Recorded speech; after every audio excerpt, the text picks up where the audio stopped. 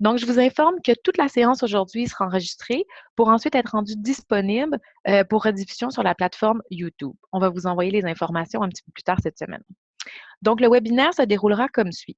Tout d'abord, notre première conférencière, Marie-Claude Roberge, est conseillère scientifique à l'Institut national de santé publique du Québec, où elle est responsable des dossiers de promotion de la santé mentale depuis 2012. On m'indique qu'il y aurait peut-être un problème de son.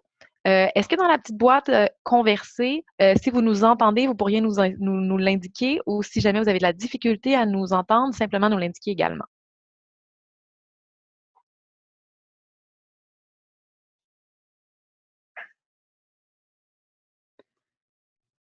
Bon, plusieurs semblent dire que le son est OK, pas d'image. L'image s'en vient, ça va très bien. Bon, donc ça semble positif. Désolé, on utilise une nouvelle plateforme pour la première fois, donc on est tous en apprentissage. OK, donc on va poursuivre. Donc, comme je vous disais, Marie-Claude Robert sera notre première conférencière. Elle travaille à l'INSPQ. Elle est responsable des dossiers en promotion de la santé mentale. Elle va nous présenter une synthèse des connaissances sur les situations de vie auxquelles les jeunes sont confrontés et qui peuvent influencer leur santé mentale. Puis elle nous présentera également les balises qui soutiennent l'action en faveur de la santé mentale des jeunes adultes. Par la suite, nous aurons un second conférencier, M. Marc Martineau, qui est psychologue clinicien et professeur retraité du Cégep de l'Outaouais. Il est également co-coordonnateur du programme Je tiens la route. M. Martineau va nous présenter la démarche d'implantation d'une approche globale de la santé mentale au Cégep de l'Outaouais. Suite aux présentations de nos deux conférenciers, nous aurons une période de questions et d'échanges avec vous. Donc, je vous invite à écrire dès maintenant vos questions et tout au long du webinaire. Donc, vous verrez tout au bas de l'écran, il y a un petit menu qui va apparaître et vous avez un onglet nommé Q et R, donc questions et réponses. Donc, vous pouvez à partir de maintenant et tout au long de la présentation inscrire vos questions et à la fin des deux présentations, on pourra adresser vos questions aux conférenciers. Donc, je vous invite également à inscrire dans le module conversation le nombre de participants dans votre salle si vous êtes plus d'une personne, essentiellement à des fins statistiques pour nous.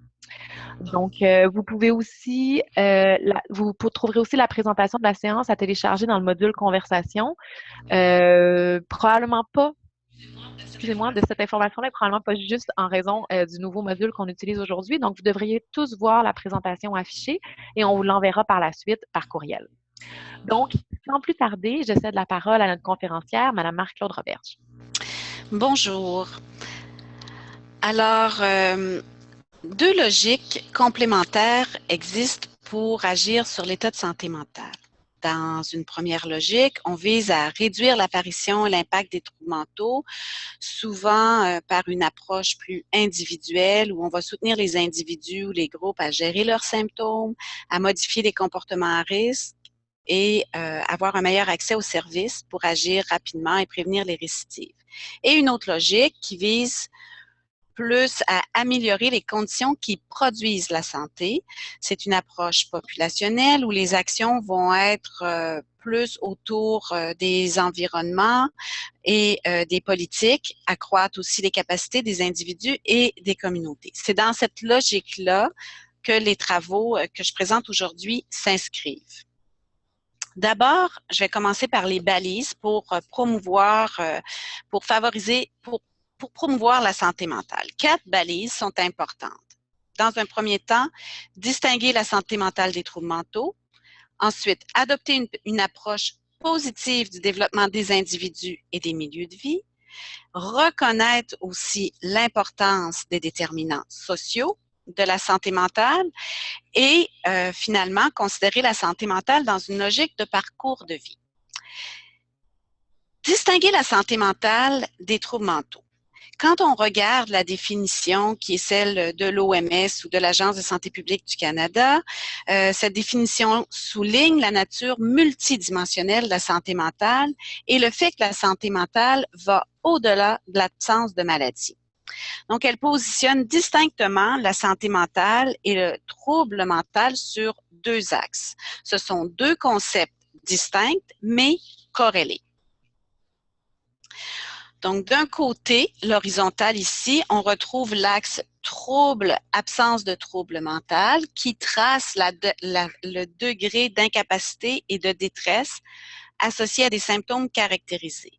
De l'autre, on retrouve la santé mentale élevée ou optimale, une santé mentale, une moins bonne santé mentale, une santé mentale minimale.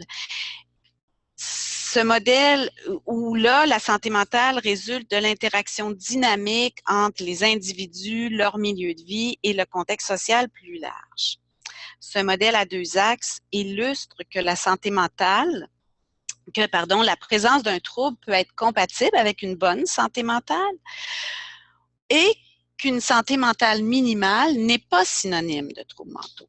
D'autres facteurs que les troubles peuvent constituer un frein à une bonne santé mentale. Dans cette vision de la santé mentale, on la mesure où il y a deux grandes dimensions, en fait, trois aspects. Une première dimension qui est l'aspect hédonique, où on met l'accent sur le bien-être émotionnel, les émotions positives, la satisfaction face à la vie, par exemple. Et le deuxième aspect qui renvoie l'aspect eudémonique, le fonctionnement psychologique et social, où on considère le bien-être psychologique, c'est-à-dire la capacité de bien fonctionner, d'avoir une certaine forme d'autonomie, d'avoir des buts dans la vie. Et le bien-être social, c'est de sentir qu'on fait partie d'un tout, qu'on a un sentiment que la société permet de nous actualiser, qu'on a une vision positive de la nature humaine. Une bonne santé mentale devient par conséquent une ressource collective à laquelle participent les institutions sociales, les milieux de vie ainsi que les personnes elles-mêmes. C'est dynamique, la santé mentale fluctue selon les situations rencontrées et les ressources disponibles pour y faire face. Aussi, l'amélioration du niveau de santé mentale va avoir un effet sur tous. Elle permet de diminuer le fardeau de la maladie à un niveau populationnel. Plusieurs études montrent également qu'une bonne santé mentale va avoir des effets protecteurs sur la santé physique notamment et les comportements suicidaires. Donc, la promouvoir, la préserver devient un objectif à poursuivre indépendamment des objectifs de réduire les troubles mentaux auxquels elle contribue par ailleurs. La deuxième balise, c'est l'importance de favoriser l'épanouissement de tous en misant sur les forces.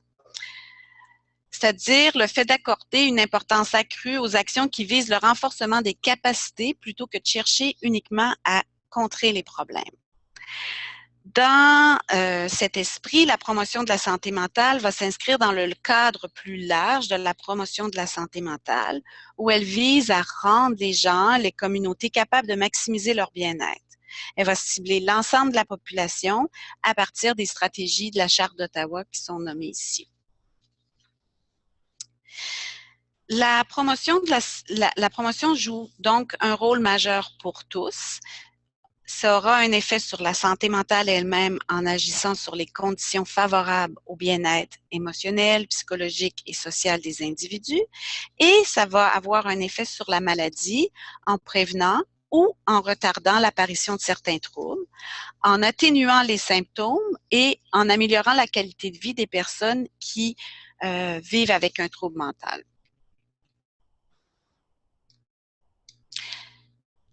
Pardon. La troisième balise, c'est c'est de reconnaître que la santé mentale est influencée par une variété de déterminants à différents niveaux qui sont corrélés et cumulatifs. Donc, il y a des déterminants au niveau structurel où on retrouve les politiques, les normes qui vont favoriser la scolarisation, la formation professionnelle, la reconnaissance juridique des droits, par exemple, l'équité, l'égalité. Et les contextes et les milieux de vie qui ont un effet sur la santé mentale, des relations familiales plus harmonieuses, le soutien des parents, les conditions de vie matérielles et économiques des parents, par exemple, le contexte relationnel avec les amis, les relations amoureuses qui sont d'intimidation, de violence, l'inclusion par les pairs. On pense aussi à des milieux de vie sains, sécuritaires, inclusifs. Et bien sûr, il y a des déterminants de niveau individuel. Les expériences de la petite enfance vont avoir un effet sur la santé mentale, autant que sur les troubles mentaux. Les caractéristiques socio-économiques des individus, leurs compétences personnelles et sociales et leur santé physique aura un effet sur la santé mentale.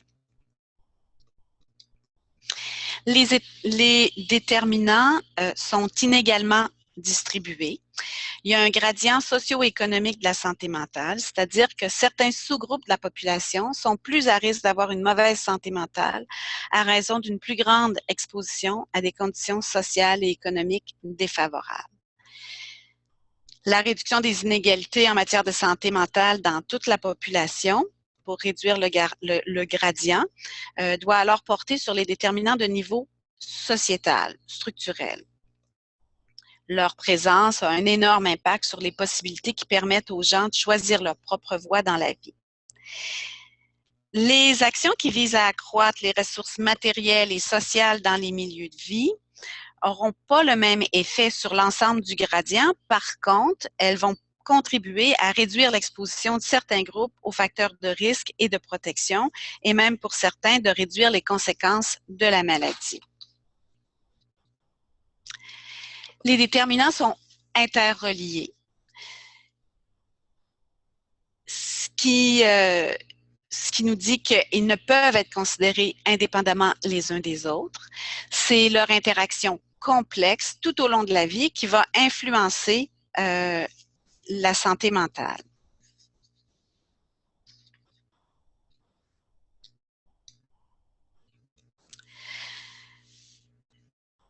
Troisième balise, c'est l'importance de considérer la santé mentale dans une perspective de parcours de vie.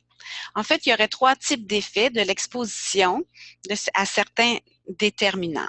D'abord, les inégalités de santé mentale et de santé se creuseraient par l'impact d'un effet latent, c'est-à-dire que l'exposition à des risques pour la santé mentale durant des périodes sensibles, comme la petite enfance, aurait des effets plus tard dans la vie, indépendamment des circonstances durant la vie.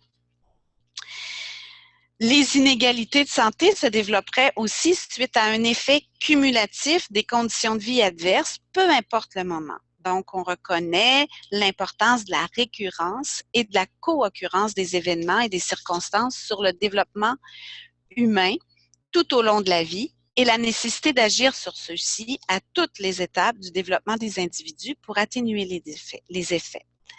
Et troisièmement, un effet de trajectoire nous montre que la position sociale à un stade de la vie, par le cumul d'avantages et de désavantages qu'elle confère, influencerait la position sociale plus tard dans la vie, ce qui aurait un impact sur la santé mentale et physique. Comment tout ça s'articule pour les jeunes adultes? Bien, d'abord, le passage vers la vie adulte est une période où plusieurs trajectoires se dessinent et plusieurs transitions s'opèrent, ce qui peut représenter des défis et influencer la santé mentale. C'est une période charnière qui peut avoir des conséquences sur le parcours futur, considérant les ajustements que ces changements-là imposent. Les jeunes acquièrent de nouveaux rôles et responsabilités. Ils vont quitter le domicile familial, ils apprennent à devenir indépendants financièrement, ils sont parfois en couple, vivent en colocation, ont des enfants, quittent l'école, ont un travail à temps plein. Ils sont appelés à faire des choix et ces choix-là vont ancrer les habitudes et les conditions de vie futures. C'est donc une période où les inégalités peuvent se dessiner pour la vie à venir. Aussi, bien que les jeunes adultes soient appelés individuellement à faire des choix et à prendre des décisions au regard de leur parcours de vie, le déroulement de celui-ci est fortement influencé par les possibilités qu'offrent les structures et les institutions qui les entourent.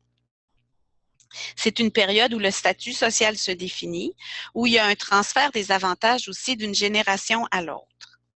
Et finalement, plusieurs études montrent que la capacité de faire face aux situations de vie est un prédicteur de santé mentale.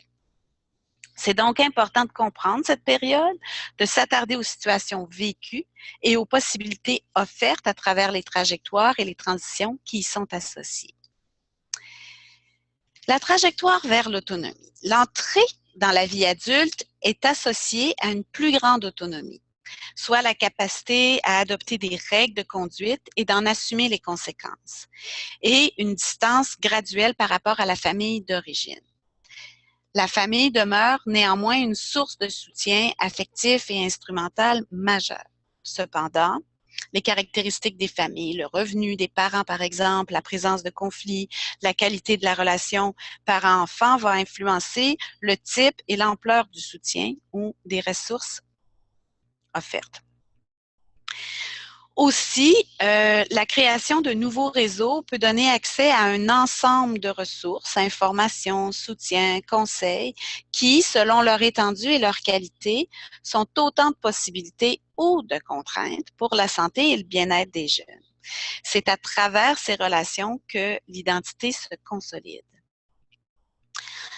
En ce qui a trait à la santé, les jeunes adultes doivent apprendre à maintenir ou à développer des routines en faveur d'une saine alimentation, d'un mode de vie physiquement actif, d'un sommeil récupérateur, malgré souvent des horaires atypiques, le cumul d'activités et un budget restreint. Généralement, c'est le moment où les habitudes s'enracinent qui vont influencer grandement l'état de santé physique et mental futur. Les jeunes adultes sont aussi appelés à faire des choix au regard des études et du travail qui auront un impact sur leur vie présente et future. Ils sont confrontés à diverses situations au regard de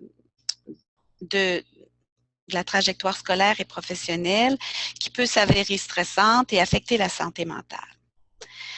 La poursuite des études est associée à l'adaptation à un nouveau cadre scolaire, à concilier le travail, famille, études. Aussi, ils sont appelés à faire des choix vocationnels.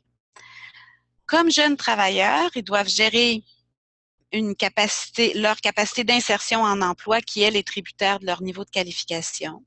Ils doivent s'adapter aux réalités du marché du travail et composer parce qu'ils sont nouvellement sur le marché de l'emploi avec un niveau de latitude décisionnelle faible habituellement et un manque d'expérience qui les rend plus vulnérables. Donc, la persévérance, la réussite au regard d'une formation scolaire, ainsi que la recherche, l'obtention d'un emploi représentent des défis pour tous les jeunes, mais plus particulièrement pour ceux provenant de familles en situation de défavorisation, qui sont ni en formation ni en emploi aussi, ou qui présentent un handicap. Finalement, les jeunes deviennent citoyens, leur sentiment d'appartenance à une communauté, leur préoccupation face à des enjeux sociaux et leur engagement civique se développent. L'engagement civique et l'inclusion sociale des jeunes va faciliter la création de réseaux, va contribuer au cheminement d'éducation et d'emploi et permet la prise de conscience de la portée collective des enjeux sociaux. Cet engagement-là va favoriser le sentiment d'appartenance des jeunes aussi à un milieu et va influencer positivement la santé mentale.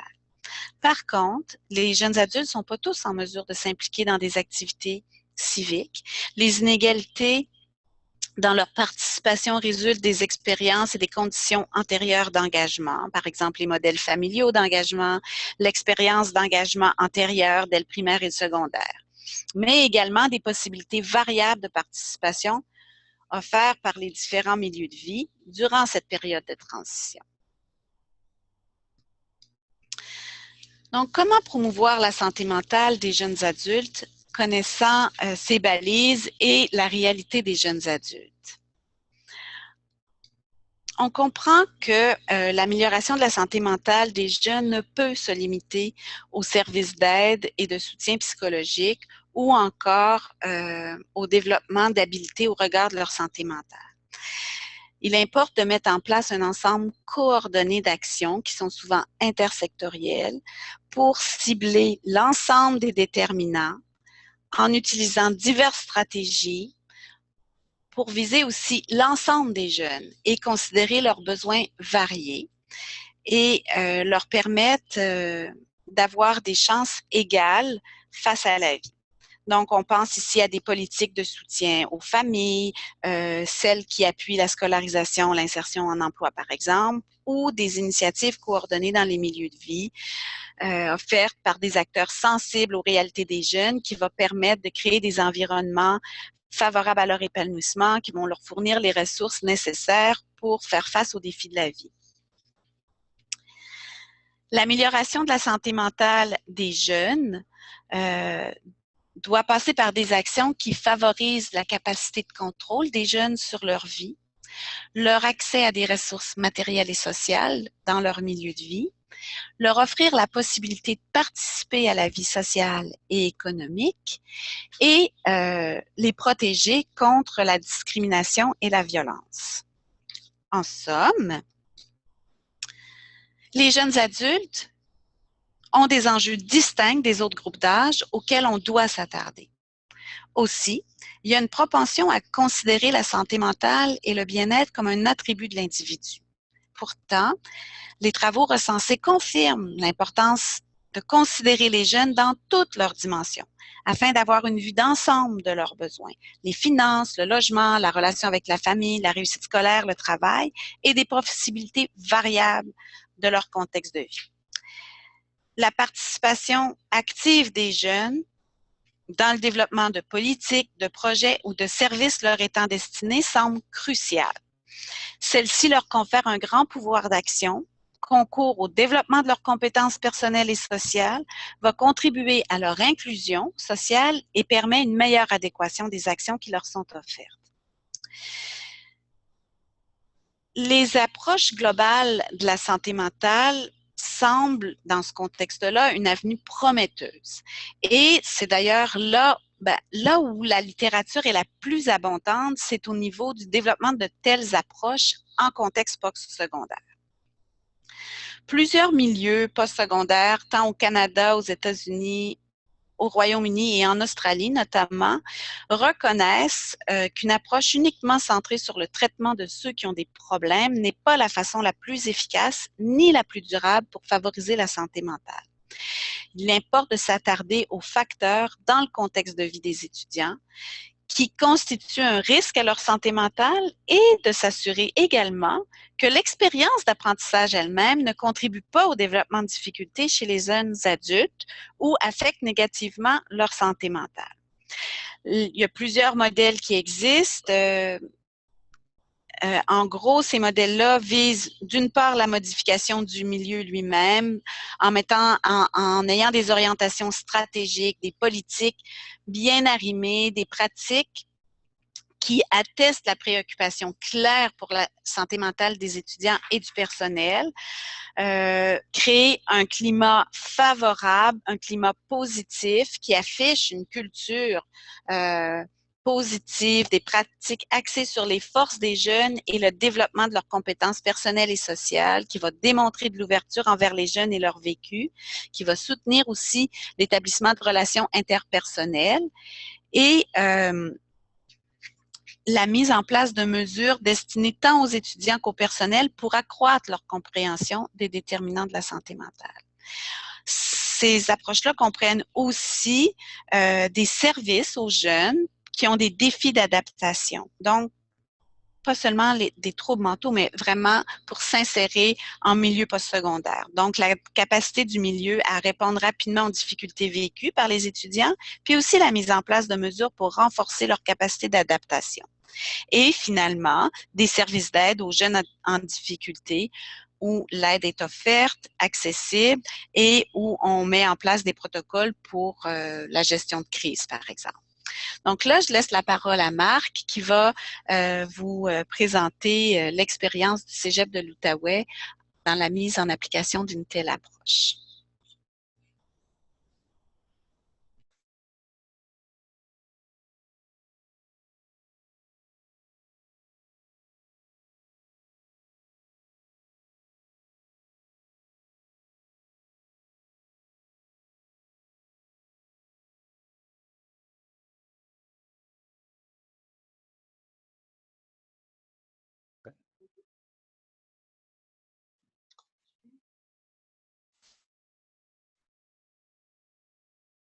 Ça devrait fonctionner.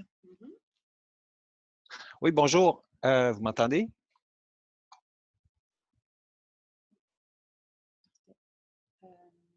C'est juste...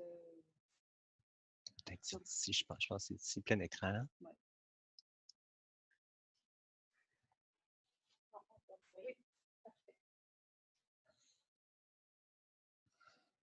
Excusez-nous, on apprivoise notre nouvelle plateforme de webinaire.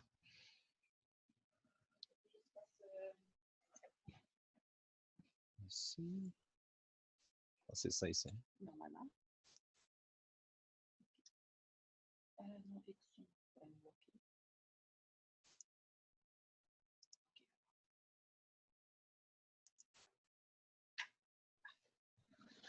Donc, bonjour tout le monde. Est-ce que tout le monde m'entend ici, là, les collègues? Tout le monde semble Oui. très bien t'entendre.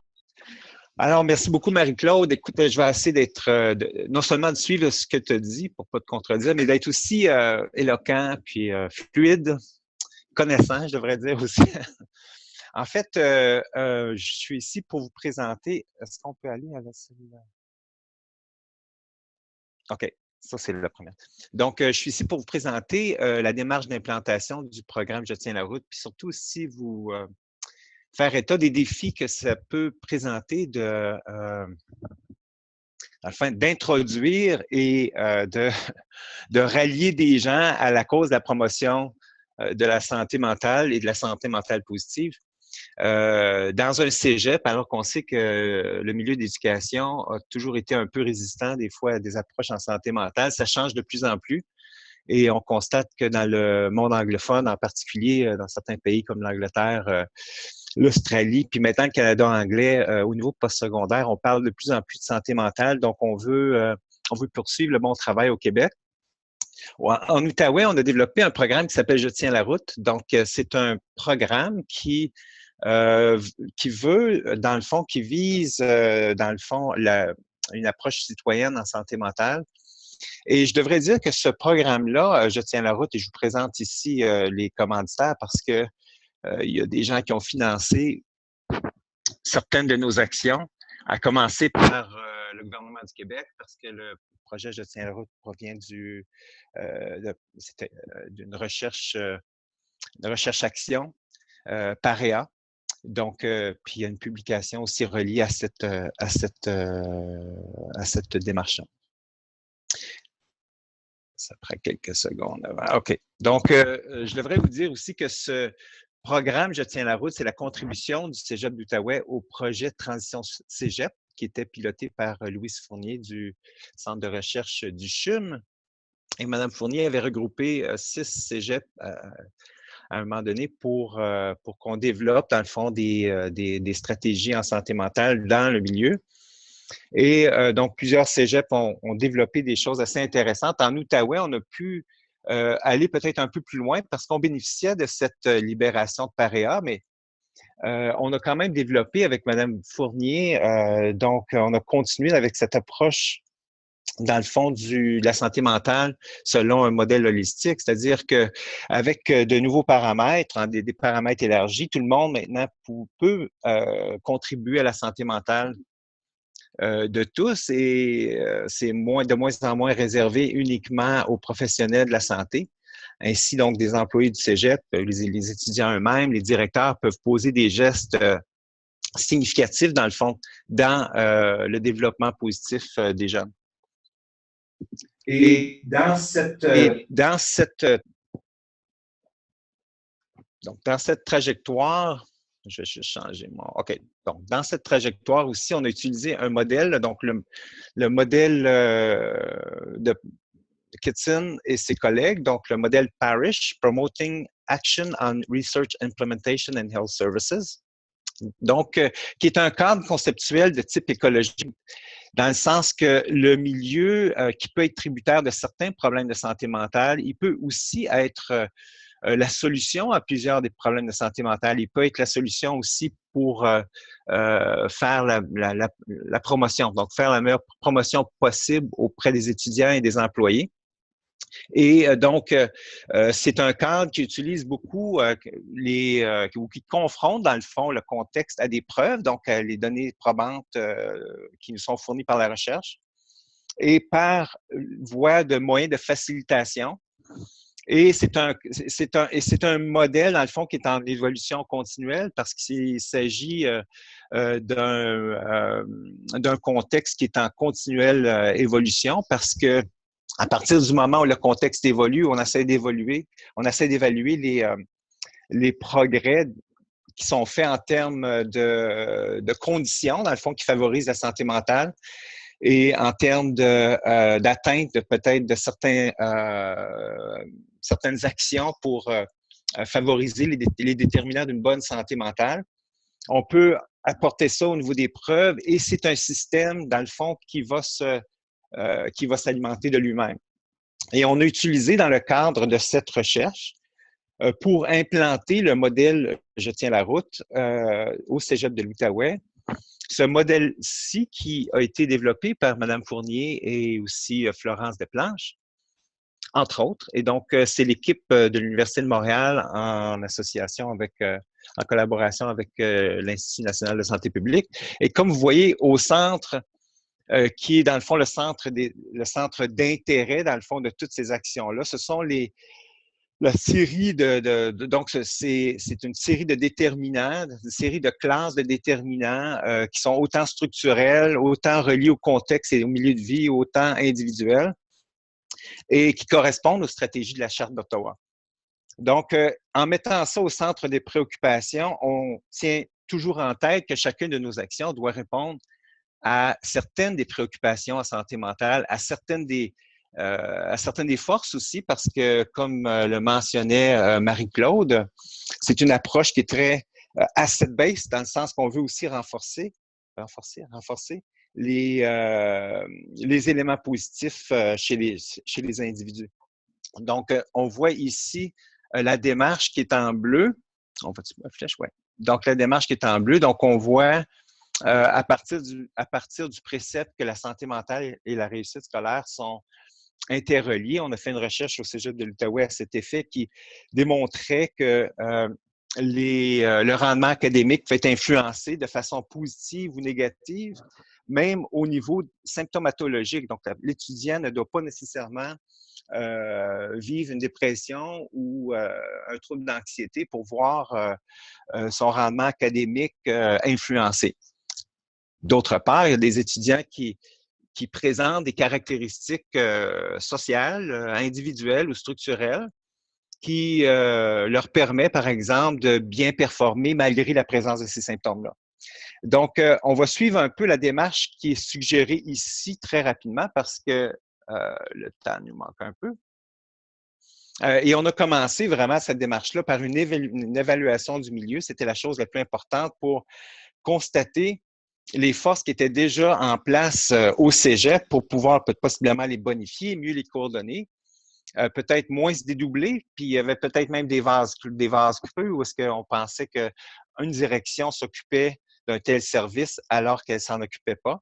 Donc, à partir de cette évaluation-là, nous avons aussi fait passer des questionnaires en littératie, en santé mentale chez les étudiants, aussi pour orienter nos actions, puis éventuellement constituer un groupe de réflexion en santé mentale où tous ces éléments-là pouvaient être discutés avec une équipe de recherche qui alimentait, dans le fond, des gens qui connaissaient bien leur milieu, qui connaissent bien les étudiants, des gens qui sont très sensibles à la santé mentale des jeunes. Et on a fait une série de 6 rencontres et c'était vraiment une approche structurée, suggérée par Transition Cégep. Et à partir de là, à partir de ces partages, de ces échanges, on pouvait développer un plan d'action avec des stratégies qui faisaient du sens par rapport au milieu qui nous concernait en Outaouais à l'époque. Donc, c'est dans cette époque-là, donc c'est en 2011-2012, et aussi dans ce milieu géographique-là qui est certainement différent de celui du bas du fleuve, pour développer vraiment des actions qui parlent davantage là, pour ce milieu précis-là. Donc, quelles orientations qu'on prenait, quelles actions qu'on allait prendre et comment on allait communiquer ça Et on développait, par exemple, on choisissait les stratégies parmi le grand nombre de stratégies qui se dégageaient en fonction de leur pertinence, la capacité de mobiliser la communauté au cégep, les données probantes, le financement, est-ce que c'était possible, et évidemment les ressources qui étaient disponibles. Et donc, le but, c'était vraiment d'encourager l'action citoyenne en santé mentale au niveau de la direction, au niveau des membres du personnel et au niveau des étudiants. Et avant que le projet se mette en branle, au moment de tout évaluer les services qui étaient là, par la suite, il y a des membres du comité qui ont passé auprès de tous les départements d'enseignement, auprès de tous les employés, toutes les directions, pour vraiment leur annoncer qu'un projet se mettait en branle. Le projet d'utiliser la métaphore des 4 pneus. Donc, pour ne pas déraper l'hiver, 4 bons pneus d'hiver et chaque pneu correspondait avec un ensemble, dans le fond, de moyens de protection, si vous voulez.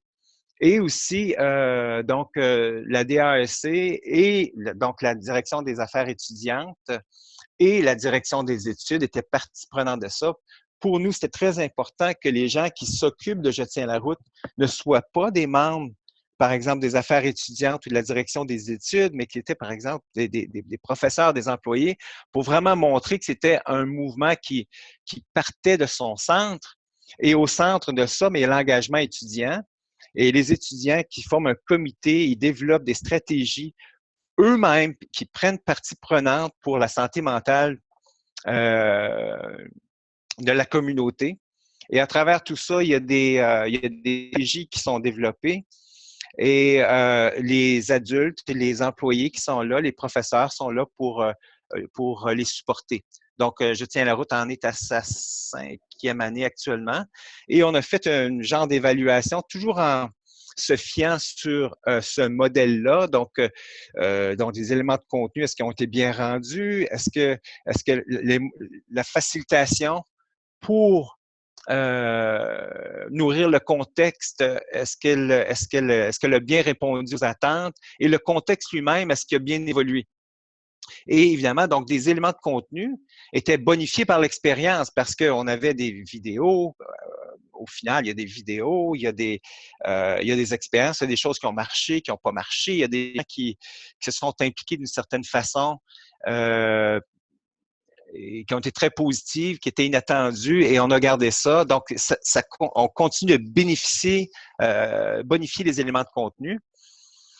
Mais par contre, si on veut baser les éléments de contenu sur les données probantes, la question d'évaluation est très importante et c'est toujours un peu difficile d'évaluer un programme de promotion comme Je tiens la route ou comme n'importe quel autre. Et en tout cas, il y a peut-être certaines façons d'évaluer, quantitatives et qualitatives, qui ont été tentées. Il y a un grand ensemble d'informations, par exemple, qui ont été amassées. Et les défis étaient surtout reliés, dans le fond, parce que c'est pas une mince tâche, c'est relié au contexte. Donc, par exemple, s'il y a des changements organisationnels, souvent tout le travail va tomber. Donc, il faut toujours refaire la promotion du programme, toujours faire valoir la santé mentale positive auprès des gens surtout au niveau de la direction, des gens qui travaillent aux affaires étudiantes, des gens qui travaillent au niveau de la direction des études. Au niveau du financement et de la charge de travail, on a eu la chance d'avoir quelques commanditaires et maintenant le cégep libère quelqu'un pour coordonner Je tiens la route à raison de 3 jours par semaine. Donc, c'est très apprécié. Donc, si le projet devient un programme, puis le programme donc peut assurer sa pérennité, donc on peut espérer, par exemple, que l'institution puisse y contribuer de cette façon-là.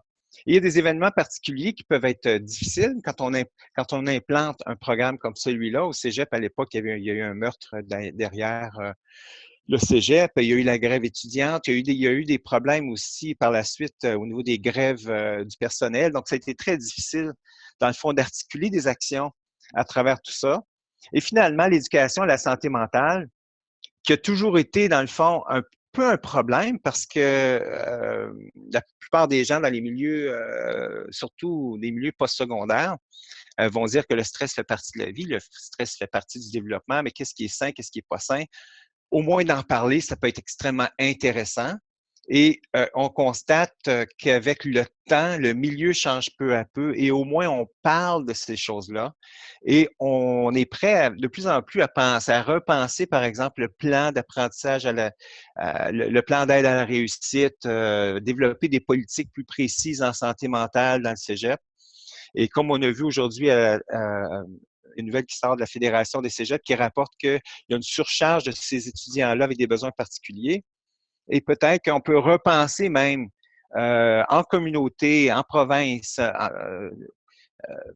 de meilleure façon, dans le fond, d'évaluer tous les étudiants et sans niveler par le bas et sans désavantager personne. Je pense que j'en ai un dernier. Et finalement, donc, la plupart des éléments de l'évaluation de ce programme-là sont dans ce document-là qui a été publié en 2015, mais depuis ce temps-là, il y a quand même des choses qui se sont, je pense, qui se sont consolidées dans le cégep. Donc, j'assurais la coordination avant. Maintenant, c'est une autre enseignante qui assure la coordination. Il y a une communauté Je tiens la route qui s'est développée au cégep. Donc, une quarantaine de personnes qui sont préoccupées par la santé mentale des étudiants et qui se réunissent pour discuter des orientations du programme Je tiens la route d'une année à l'autre.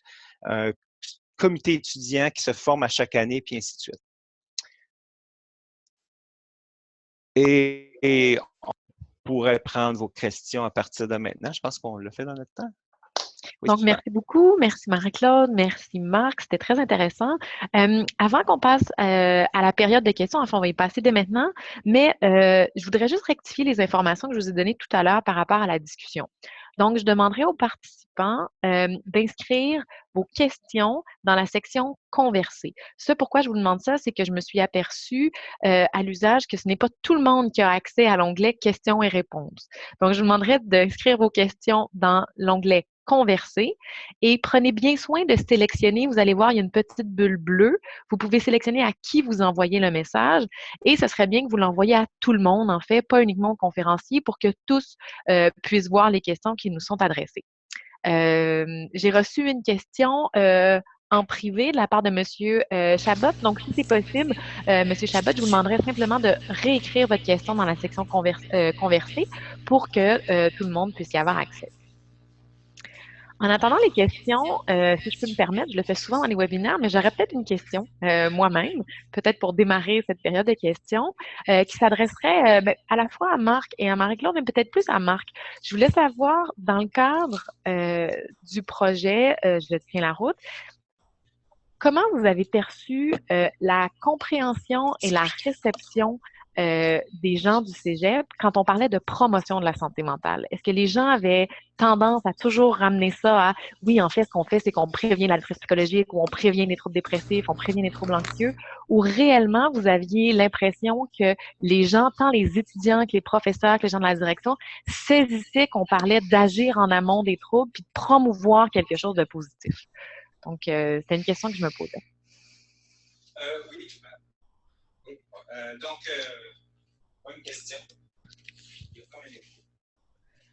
C'est normal. Je dirais à ça, Isabelle, que je vais me concentrer. Je dirais que c'est un problème.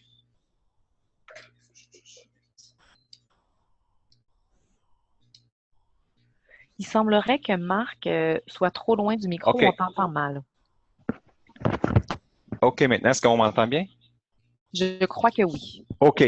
Donc, je dirais que le problème est toujours entier. On pense tout le temps à la santé mentale de la façon négative. C'est pour ça qu'on spécifie souvent santé mentale positive. Oui, OK. Mais depuis qu'on s'est associé à Défi Santé au cégep, donc vous connaissez bien le concept Défi Santé qui a été développé, Défi Santé cégep qui a été développé au Collège Montmorency. On peut beaucoup imager la santé mentale de façon, par exemple, un psychologue sportif ou si moi, par exemple, je peux bien utiliser mes capacités mentales pour mieux réussir à l'école, me sentir plus heureux, être moins fatigué, puis ainsi de suite. Donc, il y a des métaphores qu'on peut utiliser comme ça qui peuvent aider à la compréhension de que oui, il faut prévenir les problèmes de santé mentale, mais il faut surtout faut aussi s'assurer, par exemple, d'être heureux dans ce qu'on fait, puis ainsi de suite. Hey, moi, je m'entends plus, là. Je m'excuse. Je suis en train de me résonner dans les oreilles, là.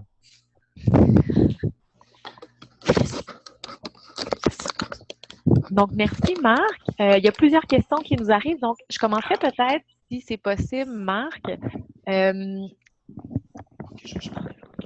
vous demanderai juste si ça va? Oui. Super. Oui, Donc, parfait. je suis désolée tout le monde. On est en phase d'adaptation. Dès le prochain webinaire, vous allez voir, nous serons tous devenus des professionnels. Donc, Julie Demers posait une question qui s'adresse à vous, Marc. Avez-vous des exemples concrets d'amélioration de l'état de santé des étudiants? Donc, je ne sais pas si vous avez pris des mesures, je ne sais pas si c'est ce que la question demande, là, mais si vous aviez des mesures pour évaluer l'amélioration de santé mentale des étudiants et si vous aviez des mesures d'activités auxquelles ils ont participé. Donc, j'espère, Madame Demers, que je transmets bien votre question, mais c'est ce que je crois en comprendre. Oui. En fait, on a essayé de faire des mesures, mais on voyait qu'il n'y avait pas vraiment de différence parce que des manifestations comme ça prend beaucoup plus parce qu'il y a un site web qui a été développé avec des informations et tout ça. C'est des mesures qui sont peut-être plus individuelles, plus incisives, qui peuvent amener, par exemple, des changements à ce niveau-là. Mais je dois dire, par contre, que sur les 5 ans, il y a eu à peu près, écoutez, à un moment donné, il y en a 80, mais je pense qu'on est rendu à quelque chose comme 140 étudiants qui ont fait partie d'un comité Je tiens la route. Et eux rapportent que leur santé mentale va mieux. Puis il y a un certain nombre d'étudiants là-dedans qui ont eu une histoire, un historique de problèmes de santé mentale et ils se portent beaucoup mieux par la suite. Et de faire cette promotion-là les amène souvent à se dégêner. Les gens font des manifestations, par exemple, dans des lieux publics qui sont destinés à surprendre les gens, donc faire la promotion d'une façon qui est inhabituelle, par exemple, dans les classes, dans les cafétérias. Et on collabore avec toutes sortes de monde dans le cégep aussi, donc on a besoin de se dégêner. Ça augmente l'engagement civique des étudiants, donc ça a une conséquence sur leur santé mentale à ce moment-là. OK. Merci beaucoup. Puis je pense que ça répond mais peut-être indirectement à la question que Marc Pelletier nous adressait. Il nous demandait, pouvez-vous, s'il vous plaît, expliquer ce que vous avez amélioré chez les jeunes, plus spécifiquement que la santé mentale globale? On pourra peut-être y revenir quand on parle de mesures de la santé mentale globale. Mais M. Petit se demandait si vous aviez, par exemple, amélioré la gestion du stress chez les étudiants, la meilleure communication, donc peut-être la communication des troubles, mais je pense que vous y avez répondu. Je ne sais pas si vous voulez ajouter quelque chose. Ayant fait de la recherche aussi dans ce domaine-là, je sais qu'il y a beaucoup de ces affaires-là qui sont comme évaluées tout de suite après, un peu comme un test de français ou de géographie. Donc, ça augmente peut-être la littératie, la soi-disant littératie, mais ça ne veut pas dire que la personne va nécessairement aller chercher de l'aide ou va nécessairement mieux prendre soin de sa santé mentale. Mais c'est sûr que c'est un pas en avant. Dans ce sens-là, ces mesures-là ont été systématisées. Par contre, il y a des politiques au cégep qui ont été développées pour favoriser la santé mentale, pour mettre la santé mentale à l'avant-plan dans plusieurs des politiques qui sont émises, ou même, par exemple, lorsqu'il vient le temps d'avoir des rénovations, par exemple, au cégep, qu'il y a un comité de revitalisation des locaux. Donc, qu'on ait toujours au cégep de l'Outaouais, c'est la couleur orange. Je dois toujours avoir en tête cette couleur orange-là dans tout ce qu'on fait. Le club de football, maintenant, joue annuellement un match orange. Donc, vraiment pour qu'on se rappelle que la santé mentale positive est importante pour la réussite, pour le bien-être et aussi pour mettre à bien nos projets, là. Bien, merci beaucoup. Une autre question, toujours en lien avec le projet Je tiens la route, Marie-Claude, des questions où sont adressées, ça vient.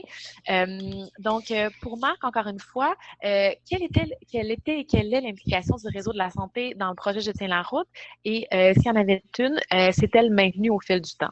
Puis avant, Marc, que tu répondes, je te demanderais juste de mettre le micro un petit peu plus loin, car il semble qu'on entend ta douce respiration. Oh! Et moi, c'est peut-être trop. J'étais trop loin, là, je suis trop proche. En fait, le milieu de la santé, c'est pas beaucoup impliqué là-dedans. Mais c'est drôle à dire, à part les gens qui étaient responsables de ça au cégep, mais c'est surtout des employés qui n'avaient jamais eu à contribuer au niveau de la santé mentale, qui se sont manifestés, des employés de l'entretien ménager, de la cafétéria, des gens qui s'occupent d'informatique, à qui on dit, par exemple, maintenant, qui font de la prévention, ils vont dire aux étudiants, par exemple, n'oubliez pas vos clés là, dans une salle informatique ou n'oubliez pas de sauvegarder vos documents. Puis, eux notent qu'il y a beaucoup moins de crises. Donc, des gens qui peuvent poser des gestes dans le cégep. Donc, des gens qui peuvent poser des gestes parce que la question qu'on pose, c'est premièrement, qu'est-ce que je tiens la route pourrait faire pour votre département, pour votre milieu de travail, pour votre programme ou pour peu importe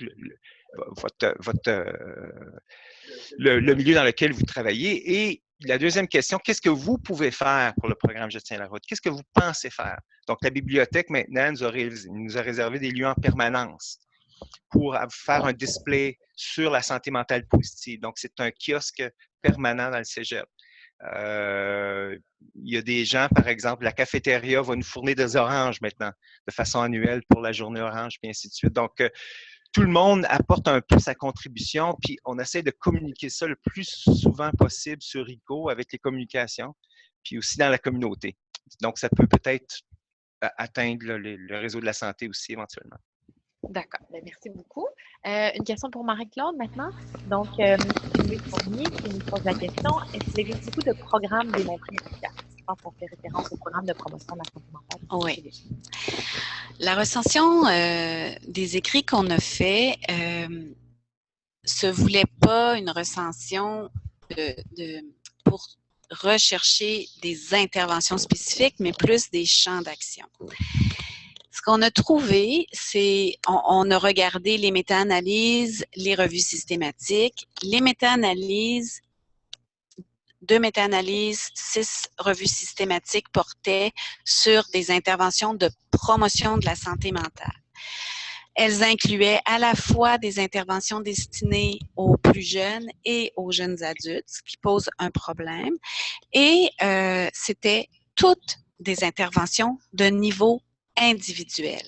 Donc, des interventions sur la gestion du stress, les relations interpersonnelles et ces interventions-là ont démontré des effets, particulièrement les interventions qui visent des apprentissages plutôt que la transmission de connaissances et des interventions qui incluent des pratiques supervisées. Sauf que dans une perspective de promotion de la santé mentale, on dit qu'on doit aller au-delà des interventions individuelles. Les données qu'on a sont des études associatives du lien entre la réussite scolaire et le niveau, par exemple, de santé mentale. Donc, c'est à ce niveau-là qu'on est rendu, là. Et voilà. Donc, il y a place à faire beaucoup. Il y a place à faire beaucoup, oui. Mais je pense qu'il ne faut pas s'empêcher d'expérimenter parce qu'il n'y a pas de données d'évaluation avec des essais cliniques, avec des essais randomisés, là. Mais on a assez d'informations sur les associations possibles entre des déterminants et la santé mentale pour pouvoir agir. Merci beaucoup, Marie-Claude. On a une autre question pour Marc cette fois-ci. Dans le cadre du programme Je tiens la route, Jeannette Conan nous demande, est-ce qu'il y a eu l'implication des familles des jeunes? Donc, est-ce qu'à un moment ou une autre du programme, il y a eu des interventions, des initiatives qui visaient à impliquer les familles des jeunes au collégial dans le cadre du programme là, Je tiens la route pour la promotion de la santé mentale? En fait, ça n'a pas du tout été fait au niveau des familles. Puis, ça a été une des choses qui sont ressorties aussi dans l'évaluation du milieu. Puis, il y a des actions qui vont peut-être se faire dans ce sens-là. Ça dépend des orientations qui vont être privilégiées dans notre cégep. Donc, à chaque année, la communauté Je tiens la route se réunit pour donner les orientations pour l'année suivante. Et ça pourrait très bien faire l'objet de quelque chose d'intéressant. Mais très certainement, c'est une dimension extrêmement importante. Intéressant, je pense que Marc-Claude voudrait réagir. Je veux juste renchérir. C'est ressorti comme une dimension extrêmement importante, le soutien des parents. Et on n'a trouvé aucune intervention, aucun programme qui visait le soutien des parents de jeunes adultes. Alors que ces programmes-là sont reconnus pour les enfants, les adolescents plus jeunes, mais les écrits, beaucoup tendent à montrer l'importance c'est indéniable, l'importance des parents, mais l'importance du soutien, comment accompagner son enfant, comment comprendre qu'est-ce qui se passe à cet âge-là. Puis, on parle pas des mêmes types d'habiletés parentales, mais plus au niveau de compréhension de la situation et tout ça. Et il y a place À développer beaucoup à de développer. choses. Ouais. Probablement dû au fait aussi de la période de transition des jeunes adultes qui fait en sorte que les parents sont parfois peut-être plus difficiles à rejoindre, donc ce qui pourrait expliquer peut-être le vide un peu dans la littérature par rapport à cela. Donc, une autre question qui vient de nous arriver. Avez-vous noté une réduction des gestes suicidaires ou des consultations pour idéation suicidaire? Oh, on m'indique qu'on ne nous entend plus. Est-ce que vous pouvez me confirmer si oui ou non vous m'entendez? La plupart des gens semblent nous entendre. Merci, merci. Merci beaucoup de vos réponses rapides. Donc, je sais que le programme visait la promotion de la santé mentale, mais quelqu'un s'intéresse à savoir si le programme a pu avoir un impact sur les gestes suicidaires qui étaient posés ou les consultations pour idéation ou peut-être tentative de suicide au collégial. Un des résultats de toute cette tournée qu'on a fait de tous les employés du Cégep, tous les membres du personnel, c'était qu'il y a un grand nombre de sentinelles qui se sont inscrites parce que les gens voulaient faire quelque chose de significatif. Donc, il y a un réseau qui s'est implanté au Cégep de l'Outaouais. Puis, Je tiens la route, travaille avec les sentinelles en prévention du suicide. Ce qu'on compte faire, c'est d'enregistrer un registre des crises qu'on peut avoir dans le cégep là, de toutes sortes pour vraiment voir, faire un état des lieux et tout ça. Mais non, ça n'a pas été. Il y a des suicides à chaque année, à peu près. C'est quand même un grand bassin d'étudiants au cégep de l'Outaouais. On est 5500. Je pense qu'il y a des années qu'il n'y en a pas. Il y a des années qu'il y en a peut-être plus qu'un. Mais c'est pas, il n'y a pas eu d'impact à ce niveau-là. Ça, je pourrais dire ça. Donc, merci beaucoup, Marc. Attendez, je vais lire le commentaire de Alice Duquin qui vient juste de nous écrire. Ça va être le dernier commentaire qu'on va prendre car on est déjà rendu à 13 heures. Suite à notre expérience personnelle avec ma jeune fille, nous avons mis sur pied www.step.ca. Donc, je ne sais pas si Marc, tu connais, pour aider les jeunes en santé mentale. Nous désirons faire des partenariats pour aider les jeunes à s'informer, s'éduquer et demander de l'aide en ligne et en personne. Comment pouvons-nous vous aider? Donc, je ne sais pas si c'est quelque chose à laquelle vous voulez répondre maintenant ou peut-être qu'il y aurait lieu d'engager une conversation suite au webinaire. Oui, ce serait intéressant. J'aimerais beaucoup entrer en communication avec vous après le webinaire. Oui, c'est toujours intéressant. Puis je pense que souvent, le succès d'un programme de promotion, de tout programme de promotion, c'est dans les partenariats. Et c'est peut-être une des meilleures façons, dans le fond, d'évaluer le succès d'un programme. Au-delà de la dissémination, c'est vraiment combien de liens qu'on peut faire. Puis quand on fait un lien, par exemple, avec des gens comme vous, ou avec des gens, par exemple, comme avec Défi Santé, on dirait qu'il y a un message qui se fait automatiquement que, ah oui, c'est aussi ça la santé mentale. Donc, on n'a même pas besoin de rien dire, mais par l'état même du partenariat, je pense que ça parle énormément. Bien, merci beaucoup pour cette dernière intervention. La personne nous envoie ses coordonnées, donc je pense que Marc se fera un plaisir de communiquer avec vous. Donc, avant que tout le monde nous quitte, je pense que l'heure du dîner est terminée puis que plusieurs doivent retourner à leur fonction. Donc, je tiens à tous vous remercier. Je tiens à remercier particulièrement nos conférenciers, Marie-Claude Roberge et Marc Martineau.